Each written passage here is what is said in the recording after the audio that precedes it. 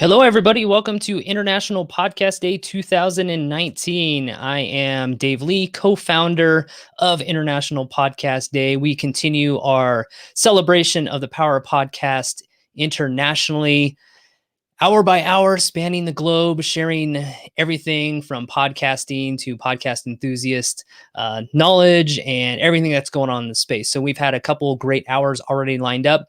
We were just waiting on our top of the hour guest to join us from Nigeria. It's going to be a really cool discussion. But before that happens, I did want to thank our International Podcast Day sponsors. You can learn more, as you can see on the little banner there, at internationalpodcastday.com/sponsors. And first, our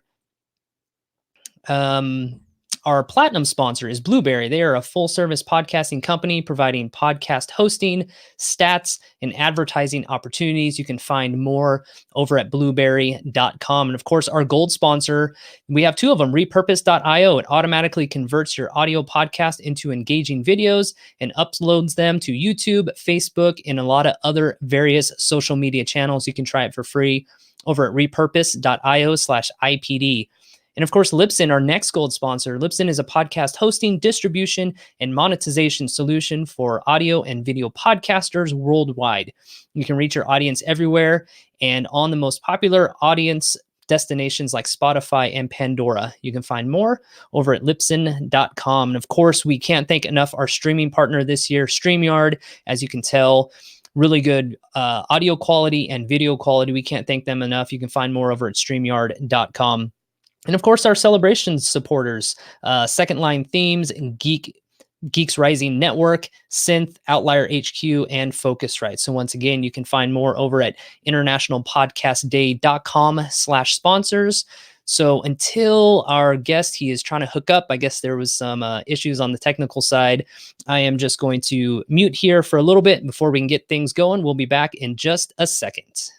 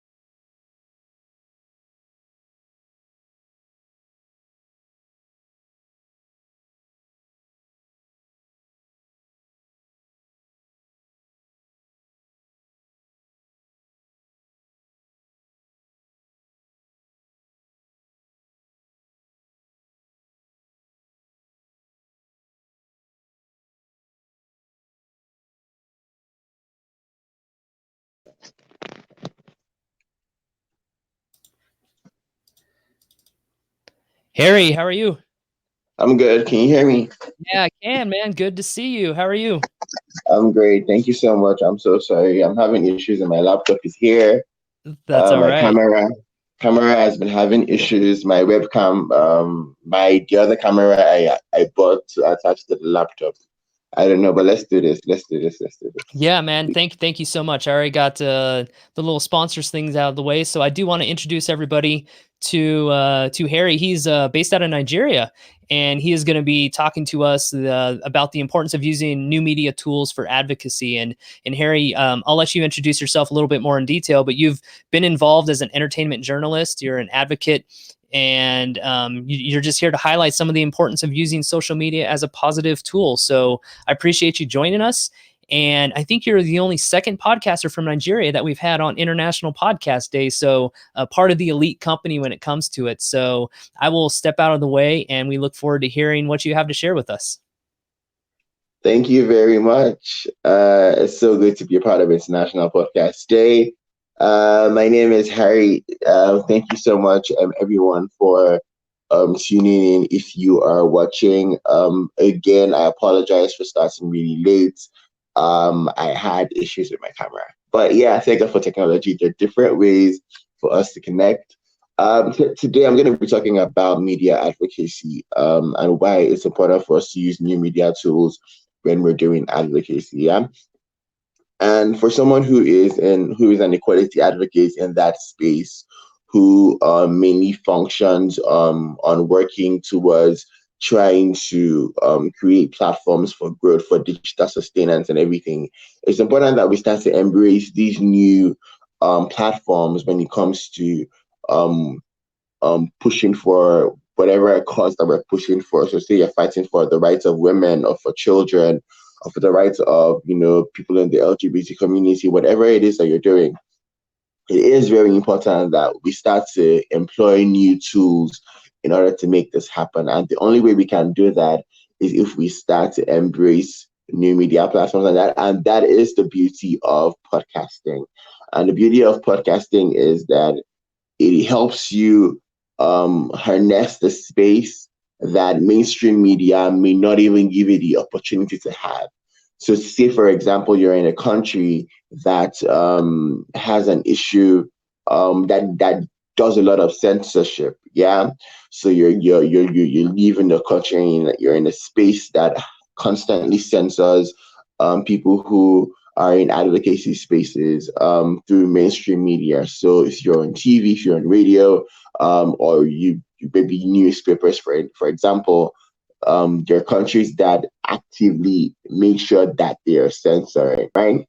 So what is really fascinating and what is really good about using new media platforms is that you have a very unique opportunity to move away from censorship. So you find a way to go straight to the audience and to reach your audience with no inhibitions. And I think that I'm sorry, that for me is what is key to be able to start to create content that would go straight to the individuals that you're creating the content for and to be able to have impact when you're doing advocacy. Yeah.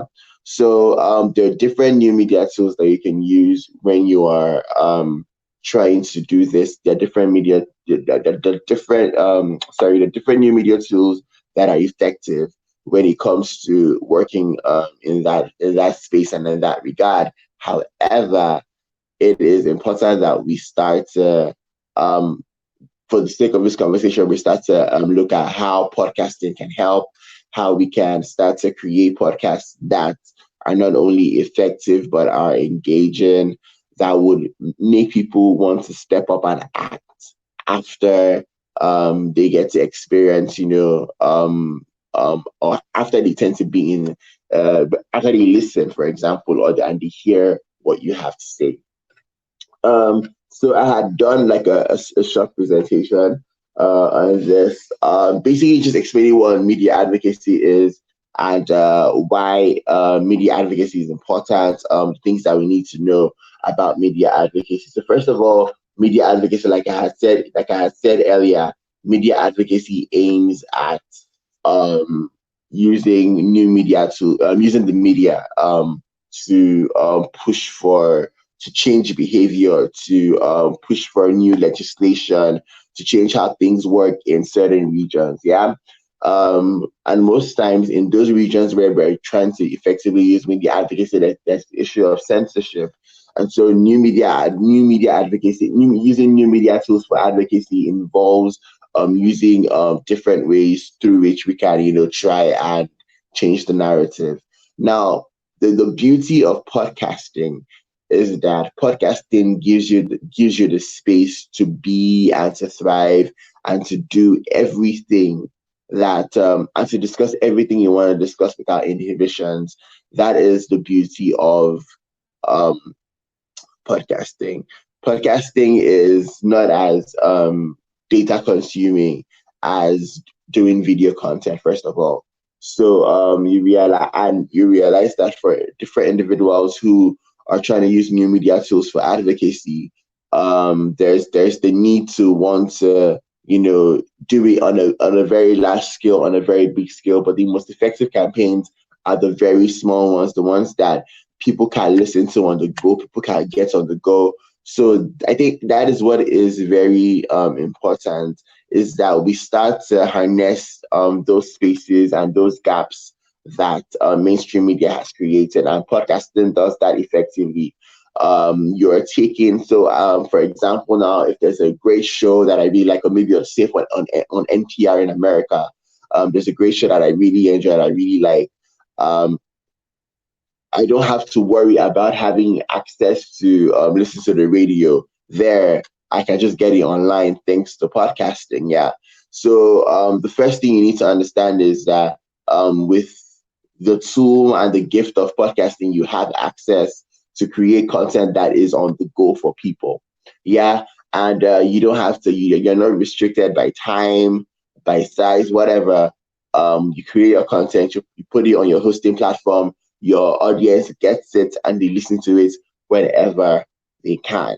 So I think that for me is very important. It's very important to see that we are starting to have those spaces that can actually create that kind of content. Um, Another thing about media advocacy that's important is the fact that um, it is also good to document stories, right? So there are different. There are different podcasts. I know the New York Times has a podcast that focuses on documenting stories, right? So I think it is very important for us as content creators and as advocates to start to document stories, right? Because the power of storytelling is so unique and it's so dynamic, and it has the ability to cause change, the required change that we want to see. So, for example, if we're talking about maybe the LGBT space, the impact of creating stories from people in that community, people who have experienced discrimination and violence, and telling their stories, and conveying the emotions that written text may not be able to do. That for me is powerful. That for me is gold. It has the ability to be able to cause the required change that even the policymakers will see and say, "Oh, okay, so this is what is going on. This is the situation that is happening," and find ways and means to be able to make it better and make it work. So for me, it is very important that we start to look at things from that perspective. We start to understand the various dynamics that are involved in making this happen. So, like I said earlier on, the power in there's power in using these tools to tell stories and to get the policymakers to hear these stories, because they're the ones that have the power um, to shape legislation that affects the people who are involved. Another importance of using advocacy tools is the ability to create dialogue. I know one of the most, should I say, abused words is starting a conversation. but starting a conversation is very key. Yeah. And sometimes we underestimate the power of starting conversations. And so the beauty of using new media tools is that we get to spaces where we start to create um, conversations around the issues that we're passionate about. So, for example, if it's a women's right issue, if femicide is the issue, maybe which is a huge issue in Southern Africa, um, you create an enabling platform to have this conversation. The beauty of podcasting is that you're not limited with time. Your podcast can go as long as 2 hours. Nobody's going to hold you back or censor you. And so because you have that gift and you have the opportunity, you can start to carefully have those conversations without any form of restrictions, right? So you're going in and you're having conversations about and what is going on, how it's happening. That is another thing that is important. Another reason why we need to start by figuring out how to use the media spaces, how we can start using new media spaces to promote advocacy. Now, advocacy is not going to be easy. It's not a walk in the park. There's a lot of importance, and even though we have talked about why it's important and how we can help and how these new media tools can help, it's also important to understand, why am I an advocate? Why am I doing what I am doing? What are the things that I need to know to do what I do? And trust me, for me personally, and from my experience, I would say that it has been such a learning experience for me, because I went into media advocacy thinking that I knew a lot and I understood the media spaces and I knew what I wanted to talk about. I mean, I had what I wanted to advocate about, and I was like, yeah, I know this is what I want to talk about, and yeah, I can go forth and do it. But the truth is that it's not as easy as it seems.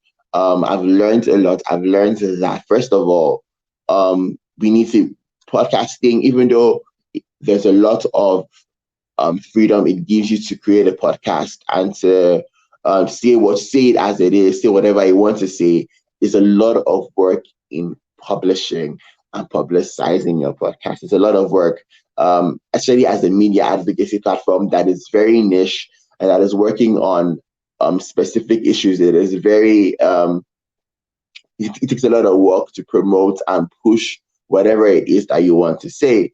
So the question remains now. The question is, how do I start to promote my podcast when we are talking about niche issues? And there are a lot of people who have done a lot of work in that regard. And for me, I feel like it is where online advocacy intersects with offline advocacy, right?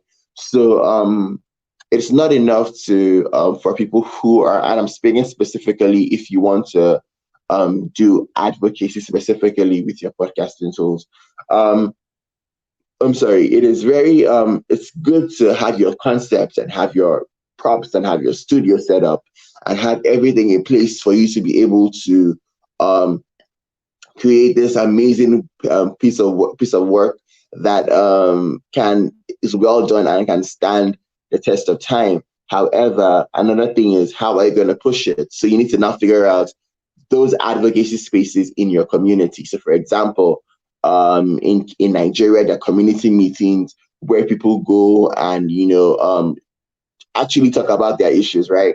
So you can take your podcast to those spaces, right? So if it's to have maybe a live podcast recording where you have a panel, so you have like a panel of five, a panel of four people who are key players in the community who do work in advocacy, right? So they come through, and then you can have the conversation with them also. So you can and then there's an audience, the Q&A session going on. And so it is amazing that even though you're creating content, you're also publicizing in a way, and your audience, the live audience gets to be a part of the podcast. When the live podcast is up and published, the live audience gets to share the podcast. Your panelists get to share the podcast. It becomes a ripple effect. You get what I'm saying? And so it's why it's important for people to for us to find a way to intersect new media spaces with your online advocacy with your offline advocacy? How effective is it for you to do that, for you to be able to bridge the gap between the work that you're doing on the internet and the work that is happening, off with the advocates on the ground who are actually working and trying to create equality in those spaces. Before I move ahead, I would like to say that if you have any questions, you can ask me on the live chat help. Um, Someone has asked me, Steph Fusio, hello, thank you so much for asking your question. And she says, what are the podcast apps that are most used in Nigeria? So for iTunes is holds it down. So for people who love to listen to podcasts, they use iTunes a lot to listen to their podcast in Nigeria. SoundCloud is also very popular. My last podcast, the Harry Mini, was hosted on SoundCloud, but was also published on iTunes, right? However, for content creators in Nigeria, a lot of them have been using Anchor FM as the means for publishing their podcast. And I know Anchor FM has a lot of I know a lot of podcasters, a lot of elite podcasters have an issue with Anchor FM. However, it is you have to imagine that a lot of podcasters in Nigeria are trying to find their ground. They don't have the right tools needed to create superb podcasts. So there are a few podcasts that are really good, well done, like Loose Talk done by Pulse, well done, professionally done in the studio and well published. However, for young people who are just trying to find their ways in the podcast spaces, Anchor FM is easy enough for them to use and easy enough for them to access. So a lot of them use Anchor FM to host their podcast, right? So if you have any questions, feel free to add it to mention it on the chat box. I'll be available to answer and help you go as I go on in my presentation about using new media advocacy tools to help advocacy. I want to also say that if you missed it so far, we've spoken about why new media advocacy is important, what advocacy using new media can do, and the importance of intersecting using online advocacy with the offline approach, because there's a need to marry the two. There is a need for us to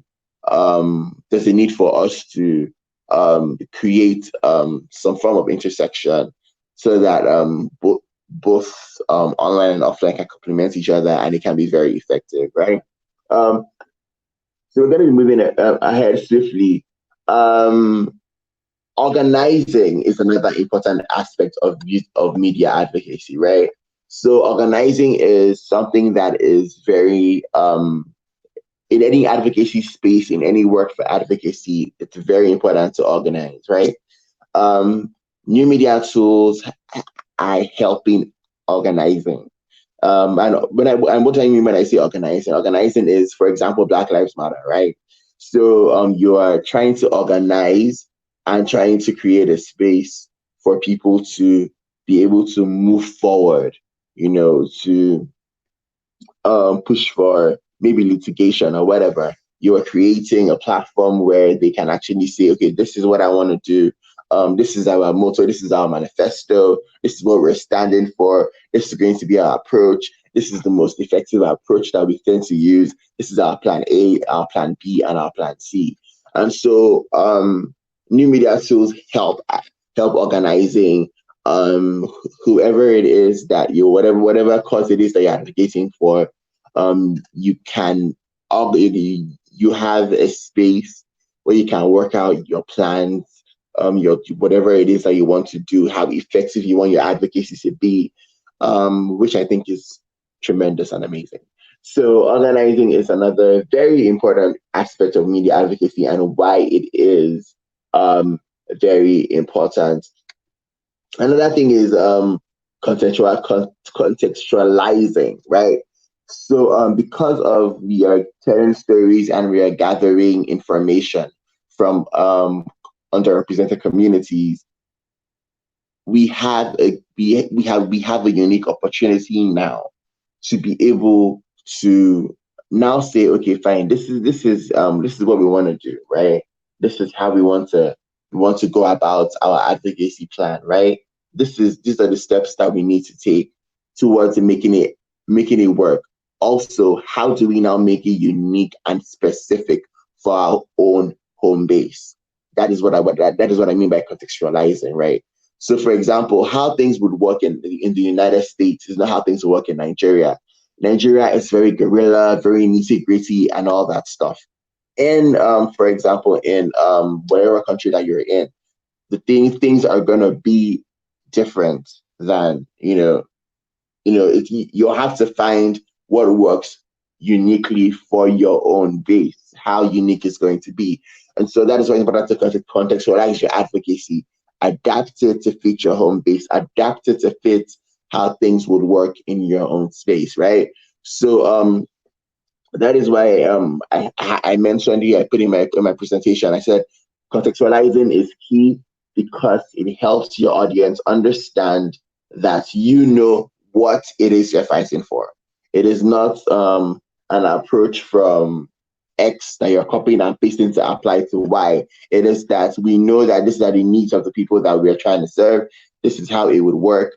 This is how law enforcement works in this space. This is how advocacy works in this space, and this is why it's going to be effective. You get what I'm saying, right? So it's one of the reasons why I had to put contextualizing, because it helps you understand why it is you're doing what you're doing. Shaping the conversation is my next point, right? So shaping the conversation that happens as regards the cause you're advocating for is very key. You have to be strategic and important because you don't want to come across like you were just saying things out of from your brain. You don't want to come across like the needs that you're trying to fight for are imagined, right? So it is important. That is why it's important that you need to shape the conversation, how it happens. So you need to be able to create the content specifically and look at it from all sides. So you're saying, okay, I'm going to be telling a story about how Mr. X was affected by violence, right? But what are the indicators to telling this story, right? How does it affect the community when this story is told? Remember that podcasting doesn't restrict to a particular base, right? So even though your podcast is for advocacy in Nigeria, say for example, my podcast is to do advocacy in Nigeria, it doesn't mean that everybody that's going to listen to my podcast will be from Nigeria, right? If people from America can listen to my podcast, people from Europe can listen to my podcast, right? And because those different individuals can listen to my podcast, I have to be sure that when I create that content, I'm shaping the conversation in such a way that it will not be misinterpreted by even them. So that if, for example, they decide to jump on the advocacy train of whatever it is I'm advocating for, they understand the context in which we are doing it. And because as a content creator myself, I have thought about what's the word? I thought about the various ways that things could go wrong. So I have shaped the conversation in such a way that in as much as anybody else can pick up the advocacy plan and run with it, there is no space for misinterpretation. I hope you understand what I'm saying. So which is why it is very very, very important to be able to do that, right? Before I go on to my next one, I see we have another question from International Podcasting himself, admin. So, like I said earlier on, if you have any comments you want to share, please do that on internationalpodcasting.com /live. There's a live stream going on, and over there you can actually put your questions out and ask. Getting our voices out there matters. No judgment here. Thank you, Steph. International Podcast Day says, Harry, have you organized live events for your podcast to push an idea or cause? So I haven't done that yet, but I've been involved in a lot of live events, a lot of advocacy platforms, and it's one of the things that we're working on in the new phase that I'm working on in the new phase of my podcasting journey is to start so because we have created we've had successful small pocket events that are around advocacy with members of the community in Nigeria. And so our next space is how we can start to record these live events and start to put them out on podcasting platforms like on iTunes and wherever. I know that Afroqueer podcast. So Afroqueer podcast is a podcast that is based, that is done from Kenya, right? And Afroqueer podcast documents stories around the LGBT community across the continent of Africa.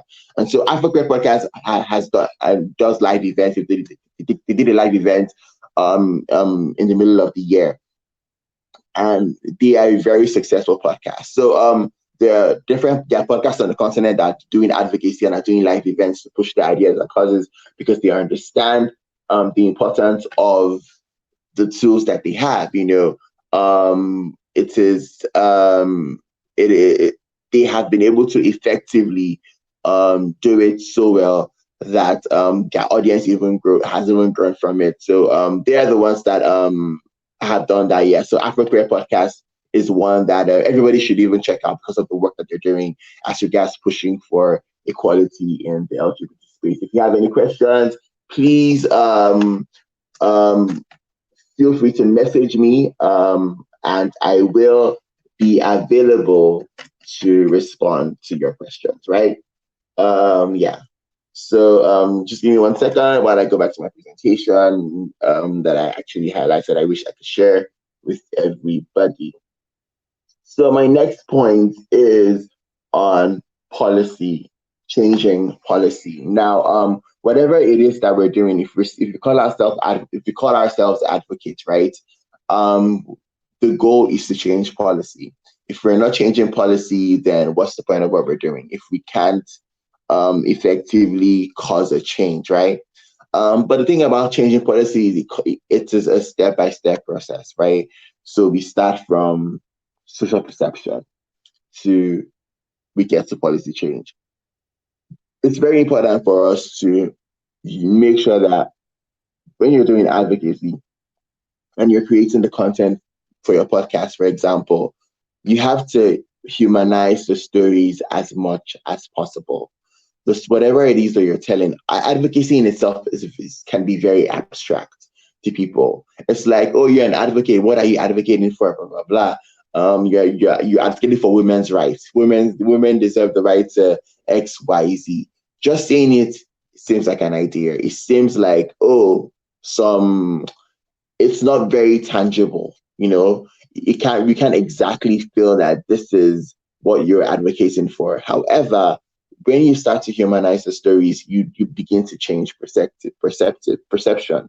So you realize that all of a sudden you're telling a story of a woman who has actually gone through discrimination, maybe in the workplace, or a young girl who couldn't go to school because of XYZ. So you have humanized the experience, right? So when we do that, we create spaces to change social perception on even how we treat or how people in your community treat women, or how they treat people who are disabled. You get what I'm saying? From that space, you can now use that as a reference for your policy change, which in the end is the end goal for every advocate, that we can create content that humanizes the experiences of the people that we're advocating for, that in turn will lead to social perception. So there'll be a change in the way people begin to see women, or people see disabled people, or begin to see people who are in the LGBT community.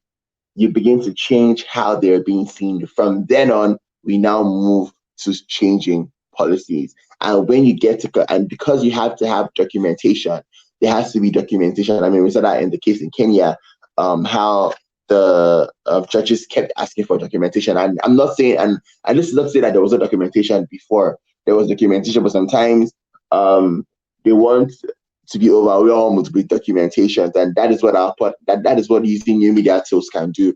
They can help you document in real time. And like I said earlier on, because it's online, because you are not going to mainstream media, it is hard to be censored. It is hard for censorship, yeah, to happen because you're choosing the content you want to put out there. You're putting it on the internet, and it has access to, and people have access to that content, right? So it helps a lot for you to be able to um do that when you are creating content. Um, it's also important that we understand how it's important for the advocate to hone their skills, right? So to own your skills, not just in being able to just go online, record a podcast and upload it somewhere, but even the skill and having the knowledge and to be able to have nuanced conversations around the issues that you're advocating for, so that you don't come across like you don't know what you're talking about. It's important for you to be able to have the skills required to be able to have those conversations, and because we media advocacy is becoming increasingly popular. Everybody is getting on the media advocacy trend across the continent and across the world.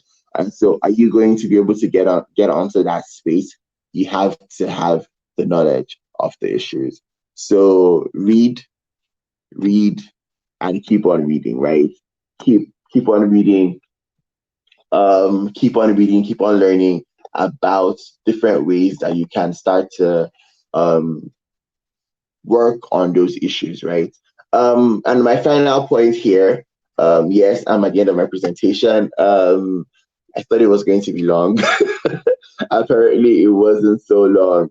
Yeah, but I'm at the end of my presentation, right? But my final point is, I want to just add that let us not forget why we do advocacy, right? Don't forget why you're doing what you're doing, and enjoy the journey in the process. It can be very tough. It can be very hard, but it's important for you to enjoy what you're doing, because podcasting is not easy, generally speaking. If you're talking about music, talking about lifestyle, talking about your different experiences, it's not easy, first of all, to be a podcaster, right? So now imagine talking about niche issues. It's gonna be hard. It's gonna be a struggle. Um, you might not find, and you might not even find sponsorship. So you may have to self fund yourself because it is so niche, and you may have to find funding because you don't have like you won't have like paid partnerships or whatever.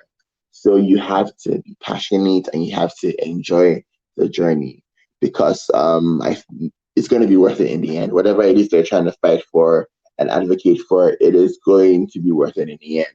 And so it's why it's important for you to enjoy whatever it is that you're doing, whatever it is that you're advocating for. It's important for you to enjoy the different media advocacy platforms out there right now. Um, some of them are doing well, some of them are not, but people are still doing what they're doing because someone has to talk about the issues that are very personal to them. And so, yeah, it's very important for us as individuals for us to be able to um, enjoy the process and enjoy what we're doing and enjoy the journey, and yeah, be motivated throughout your podcasting journey and experience, right? So thank you guys for listening to my presentation.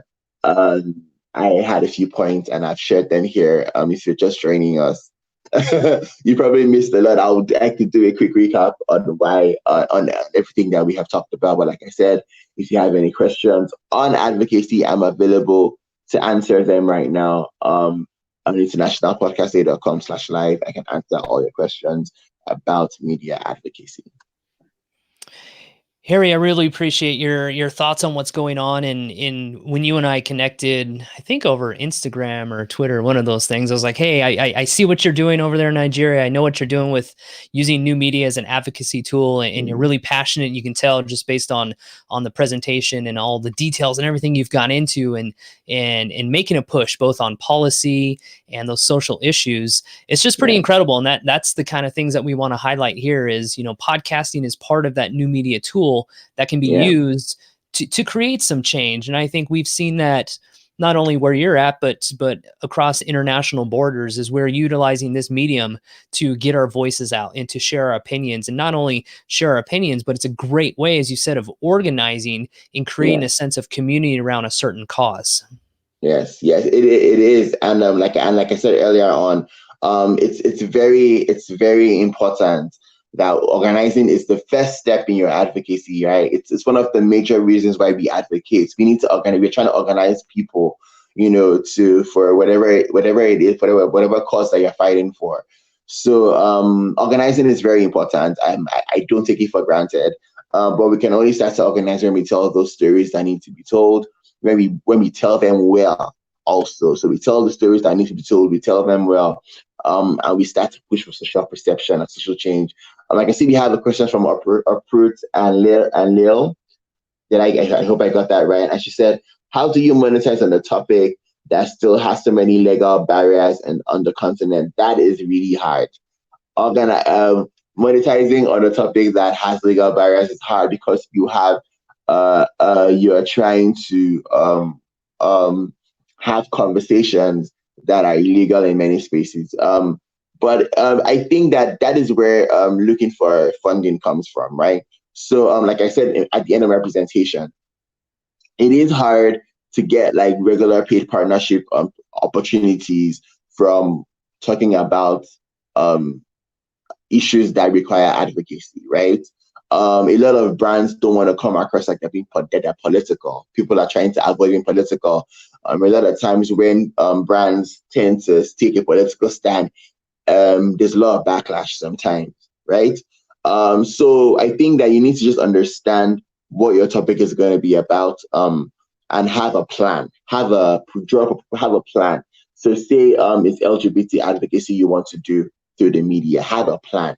So this is the name of my podcast. This is where it's going to be hosted. This is what I want to do with the podcast. This are the people I intend to reach with my podcast. This is how I will measure impact. I would have X amount of live events, throughout the production of this podcast. I will do so list out all the things that you want to do throughout your podcast journey, right? And then drop a proposal and then seek for funding, right? So that is an effective way to be able to I won't say monetize, but get funding for the work that you want to do, because it's way easier that way than trying to look for how to monetize the product, because that will be hard because it's very niche. I hope I understand. I hope I answered your question really well. Yeah. And Steph, good afternoon in Shanghai. She's in Shanghai. She's saying good afternoon. Oh my God, it's afternoon. It's morning over here. And then thank you for being listening and saying that you enjoy the conversation that we've been having. Yeah. I'm still available. I'm still available to answer any questions you might have as regards media advocacy. My information is Harry Itie on Twitter, and on Instagram. You can send me a DM, a message, and we can have those conversations as regards media advocacy and the things that you want to learn. Things that if you have any questions, or if you have any tips you want to share, if you effectively do media advocacy right now and you want to share some tips, you can just drop it for me. And if you want to ask some of the points I listed already, you can do that, and I'll be available to listen. So Harry, you mentioned the Afro Queer podcast, and Yes. have you met them? Have you done something in person, or are you just aware of what they've been doing? I am just aware of what they were doing. They work out of Kenya. I really would love to meet them because I'm such a huge fan of their work and the work that they do there. The live event they had a live event in Nairobi just a week after I left Nairobi, so it was so hard.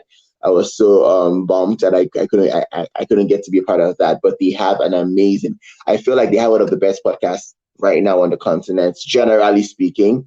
But they're really doing great jobs, and I'm hoping to collaborate with them on the work that they do. Yeah, it's pretty incredible. I love to hear what's going on over there, and it's just a different flavor. I'm always impressed following you and them on Twitter and different social media, just to hear their advocacy, seeing what they're doing out there. It's It's really great, and again, using this media as a sense of community to build, to organize, to petition, to do all those things that you mentioned throughout your talk here. It's it's inspiring, and it definitely shows that there's a lot of passion behind what you stand for, what you're marching for, and Yeah. everything like that. So it's just a great partnership, and I love to see podcasters coming together to create that new environment, Yes. and trying to push a conversation in a direction. Yes, yes, yes, yes, yes, and we hope that International Podcast Day keeps on being as inclusive. I love the lineup for this year.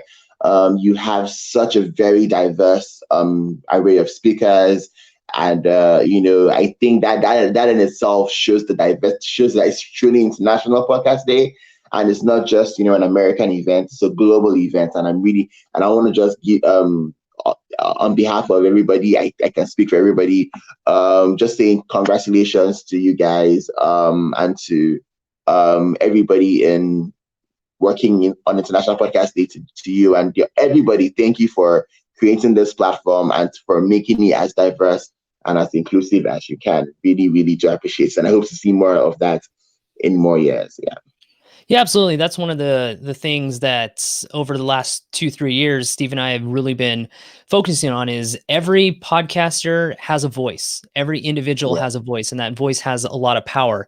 And Yeah. we want to make sure that none of those voices are silenced. We offer this great platform to offer that up. And yeah, we want to be inclusive. We want to be diverse. And we have over 50 podcasters highlighted over Mm. from 22 different countries over 30 hours, a split right down the middle. 50-50 male and female, and just Mm. everybody comes from different backgrounds and in different histories and everything. So yeah, well, thank you for that comment, and I appreciate you coming on to our event this year, representing yourself, your cause, your advocacy, and of course Nigeria at the same time. So Harry, one last time before we end this, where can people find you? Where can they connect with you on social media?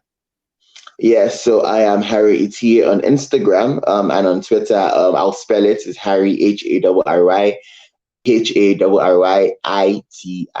right? So it's HARRYITIE on Instagram and on Twitter. You can find me there, and I'm super available. And you can go on my website. That is harryitie.com. HARRYITIE.com. Yeah. Awesome. Well, Harry, I can't thank you enough. I'm glad we've connected, and I've been wanting to get you on this stream for a couple years, so I'm glad it was able to work out. So, for Thank myself and the you. Podcast Day community, thank you very much. Thank you so much. And happy International Podcast Day. Have fun, everybody. All right, everybody. Happy International Podcast Day. Make sure you guys are out there using the hashtag International Podcast Day.